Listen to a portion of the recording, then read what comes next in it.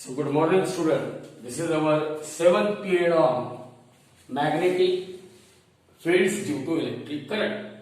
Now today we are just going to study magnetic lines for a current loop.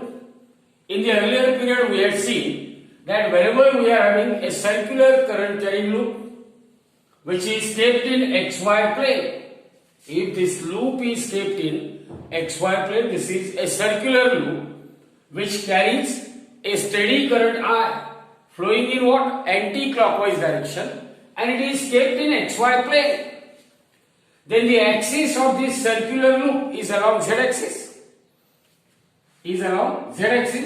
And the magnetic field at any point along Z-axis, that is along the axis of circular loop, it is given by the formula Bz is equal to mu 0 I into r square divided by 2 in bracket r square plus z square raised to 3 by 2, where r represent the radius of circular loop. This circular loop is kept in what? It is kept in XY plane, and the axis of circular loop is along Z axis, and magnetic field at any point P which is at a distance z from the center O is given by Bz equal to mu 0 I into r square upon 2 in bracket r square plus z square is what? 3 by 2. Now suppose we want to find out what is the magnetic field at the center of circular loop. What is magnetic field at the center of circular loop? It means, as far as this equation is concerned, see here, when I am saying that point P is coinciding with point O, means what happens to this distance Z? This distance Z, it becomes equal to what? 0. So the magnetic field at the center of circular loop carrying current, it can be obtained just by putting Z is equal to 0.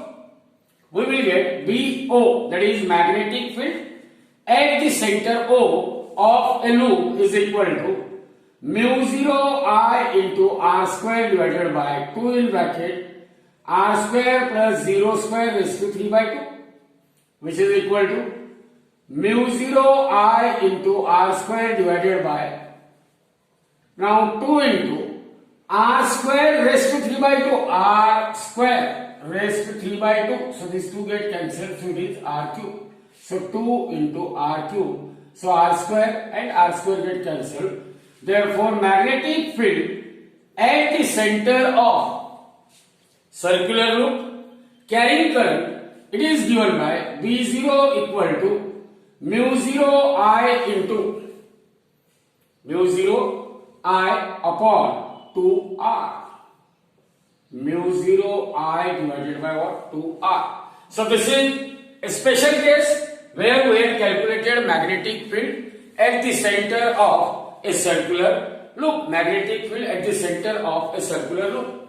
Now see here, as far as this expression is concerned, we have just considered the ideal situation where that loop has a single turn. Now if we are having n number of turns, if n represent number of turns in that loop, if n represent number of turns, then the magnetic field at the center of circular loop carrying current having n turns is B equal to mu 0 n into I divided by what? 2r. Mu 0 n into I divided by what? 2r. So this gives the magnitude of magnetic field at the center of circular loop carrying current I flowing in anti-clockwise direction.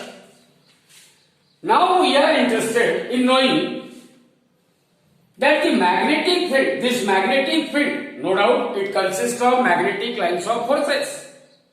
It consists of what? Magnetic lines of forces. Then what will be the direction of magnetic lines of forces in that magnetic field? Because magnetic lines for current loop. So the direction of magnetic lines due to circular loop carrying current, it is given by right hand thumb rule. What is right hand thumb rule? Hold the right hand in such a manner that fingers are curled along the direction of flow of current. If the fingers of right hand are curled along the direction of flow of current, then the outstretched thumb, it will point in the direction of magnetic field. So look at this. Here the circular coil is carrying current which is flowing in anti-clockwise direction. So look at the fingers of my right hand. They are curled. They are curled in what? They are curled in anti-clockwise direction. Then how is the stretched thumb? The stretched thumb of my right hand, it is pointing upward, while the fingers are curled in the direction of flow of current in a circular loop. It means we can say that this current carrying loop, this circular loop which carries current, will produce the magnetic field which is pointing upward, means magnetic lines of forces, they are emerging out in upward direction, or the upper part of this circular loop, it behaves like north pole of a magnet, while the lower part, it behaves like south pole of a magnet. Means that current carrying loop, it behaves like a magnet or magnetic dipole, with formation of north pole in the upper half, because lines of forces they are coming out, while the formation of what? South pole in the lower half, because we know that a magnet produces magnetic field to its surrounding. That field consists of magnetic lines of forces.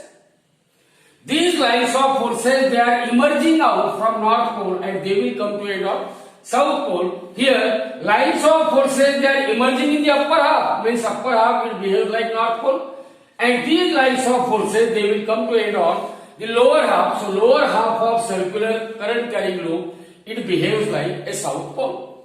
So this is all about, as far as this magnetic field produced by a circular loop is concerned. That magnetic field is made up of magnetic lines of forces. These lines of forces, they are emerging out in the upper half and they will come to end on a lower half. So that circular loop, it behaves like a magnetic dipole with formation of north pole in the upper half and formation of south pole in the what? Lower half. So here we come to the conclusion that a circular current carrying coil, it behaves like, or a circular loop which carries current, it behaves like a magnetic dipole. It behaves like a magnetic dipole. Remember here, the magnetic field produced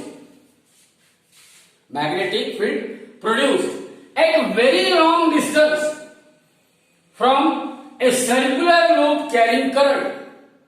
The behavior of magnetic field at very long distance along the axis of circular loop carrying current is similar to that of behavior of electric dipole produced by behavior of what? Electric field produced by electric dipole.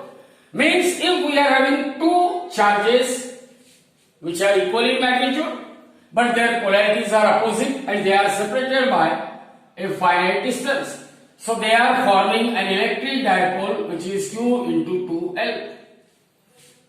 And at longer distance along the axis of that electric dipole, the behavior of electric field due to electric dipole at very long distance along its axis is similar to that of behavior of magnetic field along the axis of circular loop at very long distance from it. So as far as magnetic field due to circular loop is concerned, magnetic field due to circular loop along z-axis is Bz equal to mu 0 I into r square divided by 2 in bracket r square plus z square raised to 3 by 2. This formula is known to us. And when we are just finding the magnetic field at longer distance, suppose P is a point at very very long distance along the axis of circular loop, it means this z is very very greater than the radius of circular loop. In that case, magnetic field along z-axis at very large distance from the circular loop is concerned, it is mu 0 I into. Remember, even though when I am saying that r is very less than z, it doesn't mean you eliminate r square because it is in multiplication. So it remains as it is, divided by 2 in bracket. Now here we are having addition of two terms, r square plus z square raised to 3 by 2. And when z is much more greater than r, means this r square plus z square, here you can eliminate r square. So the only term which is left, it is z square raised to 3 by 2, or it is simply z cube. So 2 into z cube. So this gives us magnetic field along the axis of a circular loop at very large distance from its center. At very large distance from its center. Now r is the radius of circular loop. R is the radius of circular loop. Then the area of circular loop, it is pi into a square, pi into r square. So in this expression, Bz can be written as mu 0 upon 2, mu 0 upon 2, mu 0 I upon 2 into. Now multiply it by pi, pi r square upon pi into z cube. What is this pi r square? Here we have multiplied and divide numerator and denominator by pi. But pi into r square is area of circular loop. Therefore Bz is equal to mu 0 I upon 2 pi z cube into a. Mu 0 I into a upon 2 pi into z cube.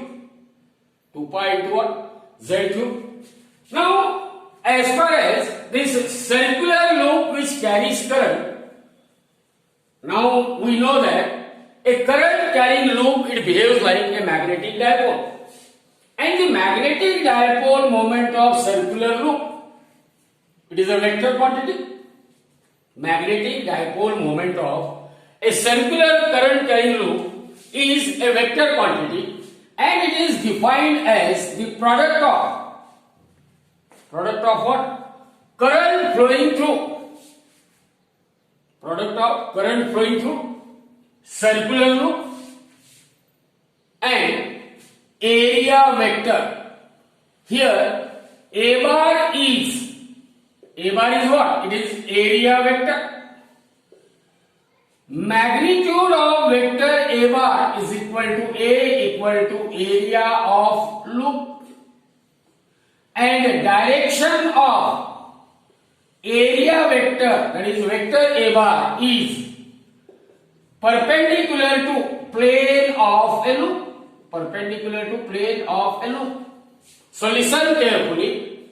Magnetic dipole moment of circular current loop, it is a product of current flowing through the circular loop and the area vector.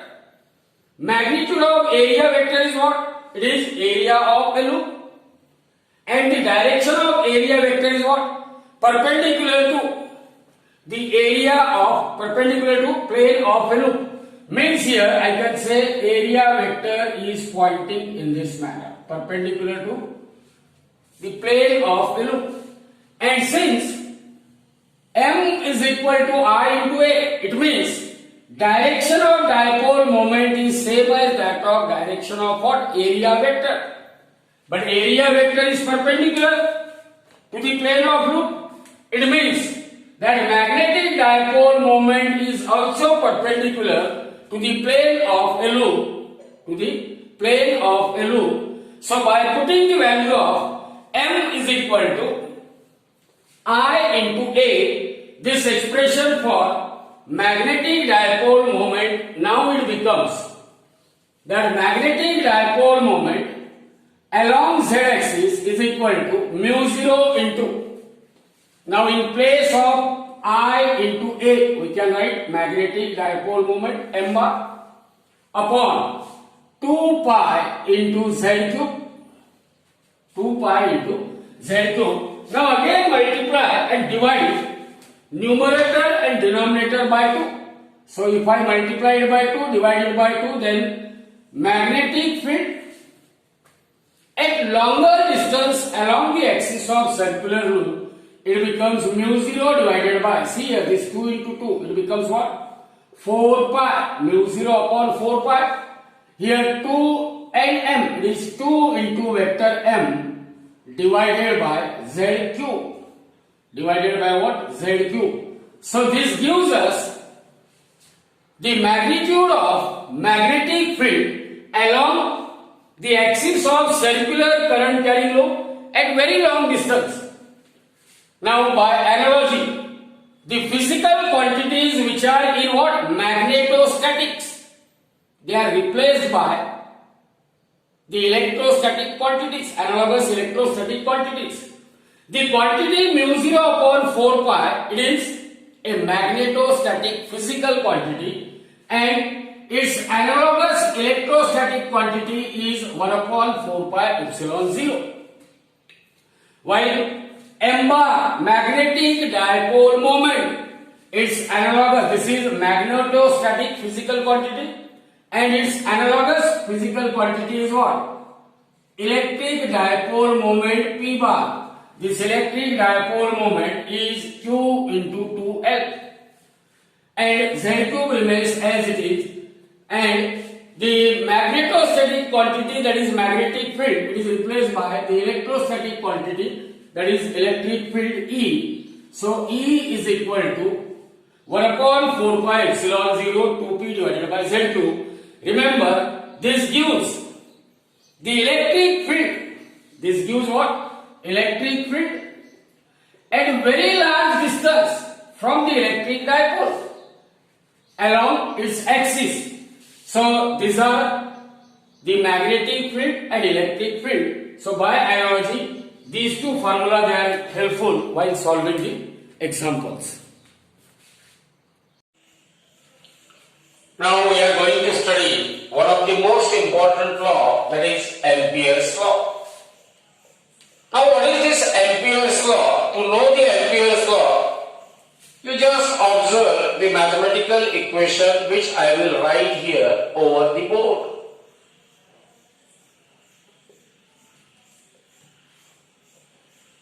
Or another mathematical equation will be written by me, and that is like this. Now if you are able to read this equation, either this one or this one, so you can memorize Ampere's law. See here, what Ampere's law says: line integral of dl bar. It is what? It is line integral of B denotes what? Magnetic field. So line integral of magnetic field over a closed line integral of magnetic field over a closed loop. Whenever that integration sign with circle at its middle, it means it is this integration is taken over a closed loop. So line integral of magnetic field over a closed loop is equal to permeability of free space mu 0 times the net current. I represent what? The net current which are encircled in a closed loop or Ampere loop. Line integral of magnetic field over a closed loop is equal to mu 0 times the net current that is encircled in Ampere loop. So remember Ampere's law, it states that line integral of magnetic field over a closed loop, line integral of magnetic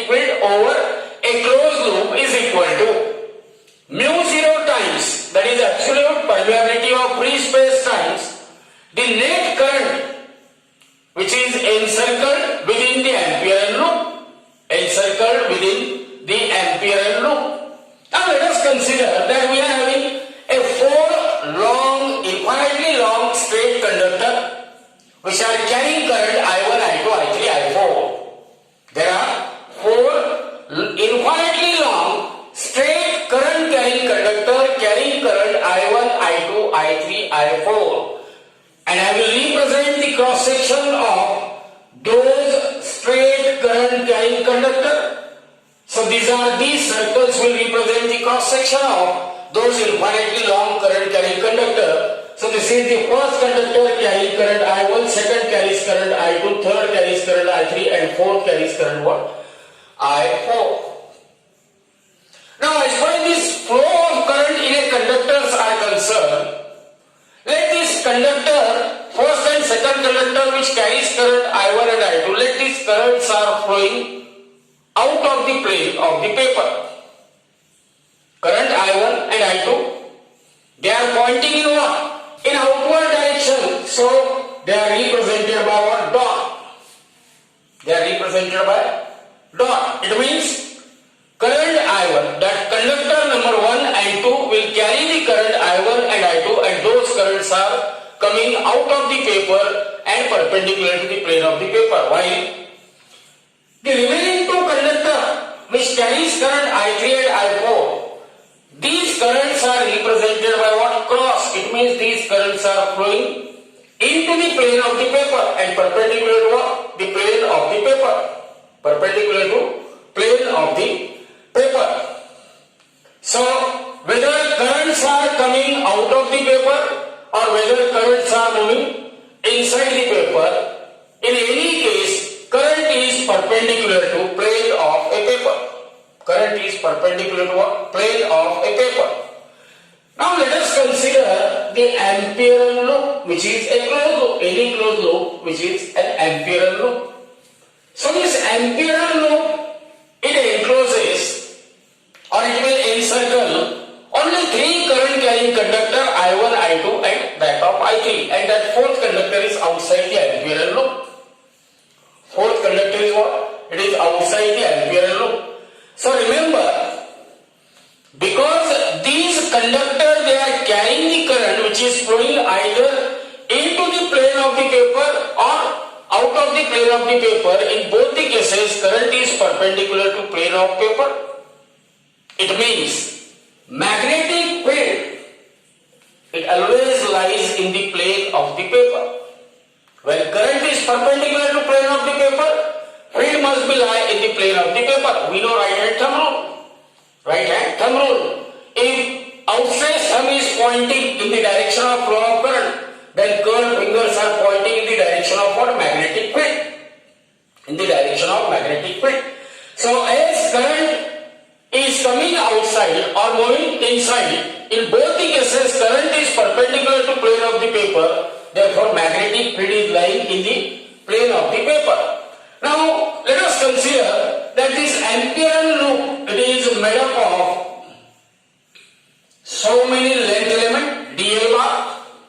Generally, whenever we have to apply Newton's law or Ampere law, we will consider that loop to be made up of so many small length element. So dl bar is the length element. Magnetic field here is pointing along this direction, b bar. And let theta is angle between dl bar and that of b bar. So I can resolve this b into 2 components. So that component which is along the length element, it must, and which makes angle theta with it must be equal to b cos of theta. So what here we can say? Current is flowing perpendicular to plane of paper, magnetic field is lying inside the plane of paper, within the plane of paper. And b cos theta is that component of magnetic field which is parallel to the length element, which is parallel to what? The length element. Now, Ampere'S law, now it can be redefined. What is Ampere'S law says that line integral of b dot dl bar is equal to b into dl into cos of theta. Or it is also written as dl into b cos of theta. Or line integral of vector b dot of vector dl is equal to line integral over a closed loop dl into b into cos of theta, and that is equal to mu 0 into I. Mu 0 into I. Remember here, integration is taken over the product of length element dl bar and that component of magnetic field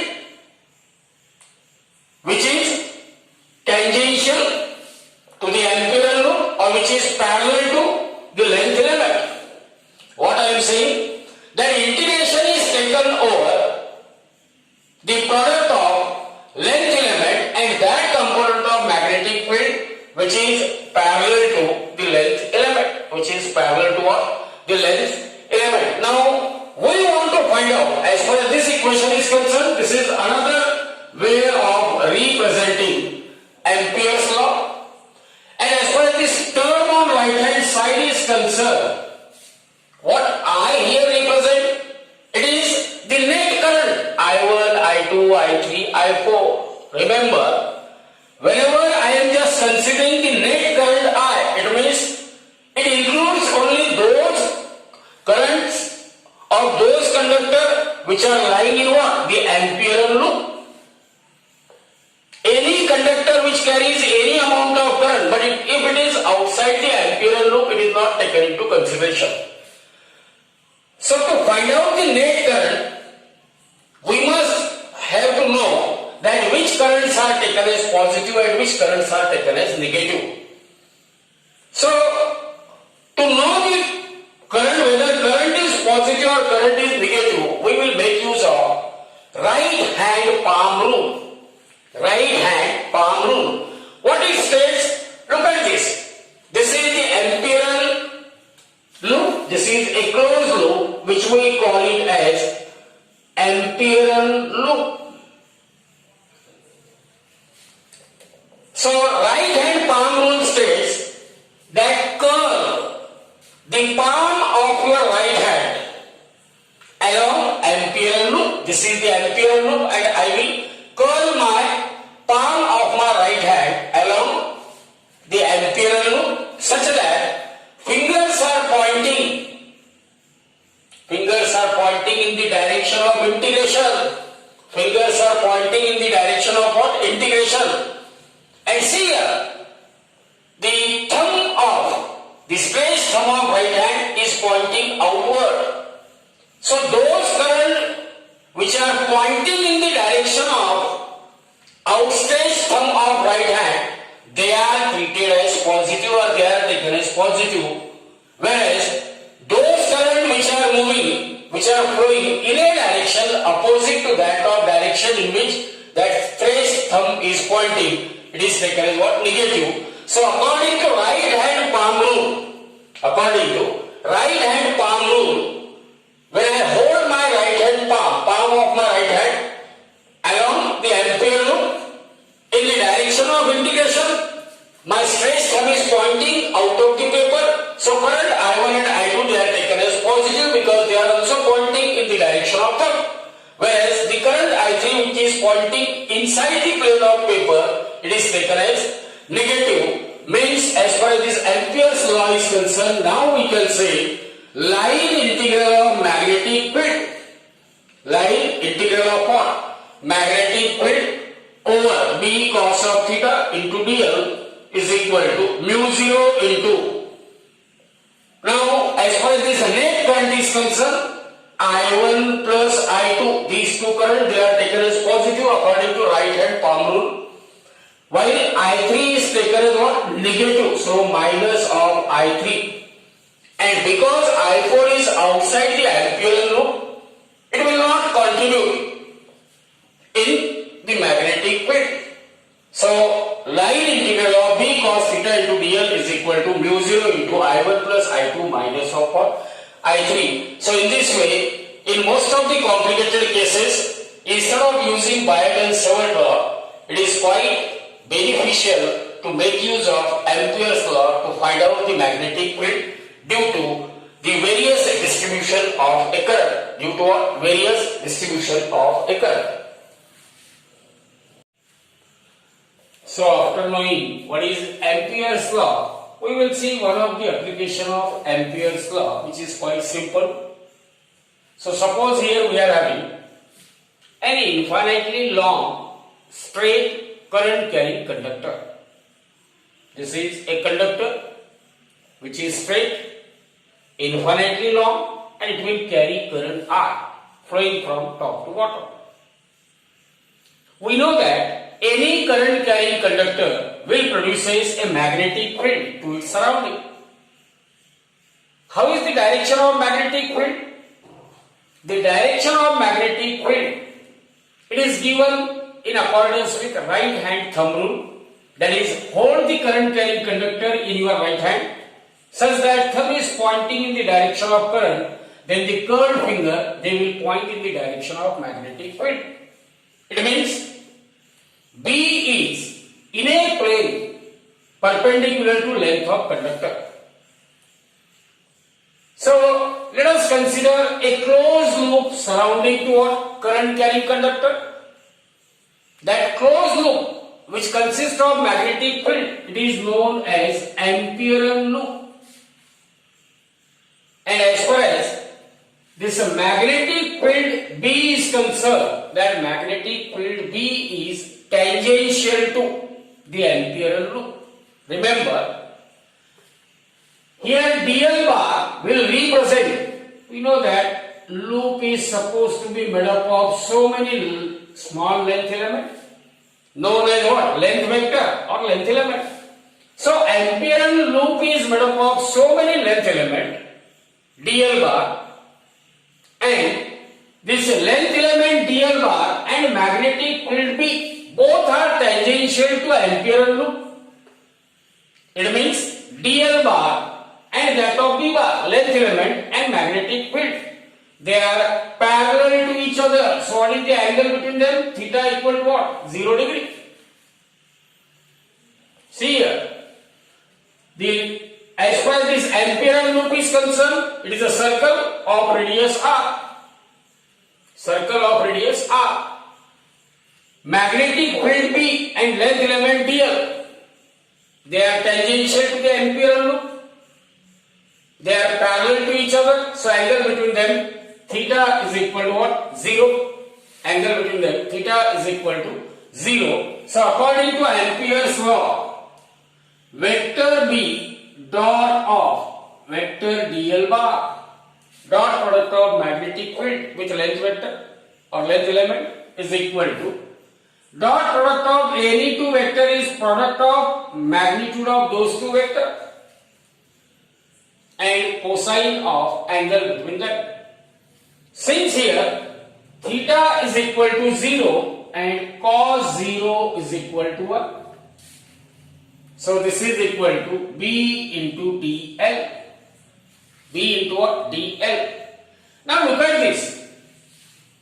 This B into dl, either B or dl, they are perpendicular to the radius vector. They are perpendicular to what? Radius vector. Now in the first chapter, that is of circular motion, you come across if S is the length of arc and the radius vector if it subtends an angle theta, then S is equal to R into theta. Here we are having a situation that the small length element is dl, radius is r and angle is what? Theta. So dl is equal to r into d theta because L is equal to r theta. If this is taken as L is equal to r theta, therefore dl is equal to r into d theta. Therefore dot product of vector B with dl bar is equal to B dl. Now in place of dl, I can write r into d theta. R into d theta. In the very first period, I had proved one thing, that if there is a conductor which carries current I, a conductor which carries current I produces a magnetic field to its surrounding, and if I want to find out the magnetic field at any point P, at a distance r from that current carrying conductor, then the magnetic field at any point at a distance r due to flow of current r in an infinitely long straight current carrying conductor, it is given by expression B is equal to mu 0 I divided by 2 pi r. Have you remembered this? When two conductors, they are carrying current in the same direction, they will attract each other with force of attraction. In that case, we had obtained this B equal to mu 0 I divided by 2 pi r. What is this B? It is the magnetic field produced by infinitely long straight current carrying conductor at any point P at a distance r from that conductor. It is mu 0 I divided by 2 pi r. So let us substitute that value of magnetic field. So you can modify that Ampere's law as line integral of vector B dot vector dl bar is equal to line integral of over a closed surface B into, now in place of B, what I can write? B is replaced by mu 0 I divided by what? 2 pi r into d theta. Into what? D theta. Now, as far as this angle theta is concerned, it has two limits. Minimum limit, theta is 0. And what is the maximum limit? The maximum angle that can be subtended, it is 2 pi for circle. So, maximum limit is 2 pi because this line integral is taken over a closed surface. And here, that closed surface which is an Ampere loop, it is a circle of radius r. Circle of radius r. So this r get cancelled with this r. So this is mu 0 into I divided by 2 pi into line integral over a closed loop 0 to 2 pi into d theta. Into what? D theta. Or this is equal to mu 0 I divided by 2 pi. What is the integration of d theta? See here, integration of dx. It can be written as 1 into dx, which is equal to integration of what? X0 into dx. And integration of x raised to n into dx. Lower limit a, upper limit b. It is x raised to n plus 1 upon n plus 1. And you can put the value of lower limit a, upper limit b, and which is equal to x raised to n plus 1 means here first I will write b raised to n plus 1 upon n plus 1 minus, replace that x by lower limit which is a raised to n plus 1 upon n plus 1. So by this way you can solve the finite integral. So integral of d theta is equal to what? Theta. As integral of dx is equal to x. Integral of dx is equal to what? X. So integral of d theta is equal to what? Theta. Limit is 0 to 2 pi. Or it is equal to mu 0 I divided by 2 pi. Upper limit 2 pi minus lower limit 0. Minus lower limit 0. Therefore, line integral of PDL, line integral of magnetic field over a closed surface is equal to mu 0 upon 2 pi into I into 2 pi. This 2 pi get cancelled with 2 pi. Therefore, line integral of vector B dot vector dl bar over a closed surface is equal to mu 0 into I, which is in accordance with Ampere's law. Which is in accordance with what? Ampere's law. So by using this, we can try to solve one of the important example which may be asked in your board examination for 3 marks. That example is quite simple. See here, only because of use of Ampere's law you can solve such type of example, or otherwise by using Biot and Seward law it is very difficult to simplify such a complicated example.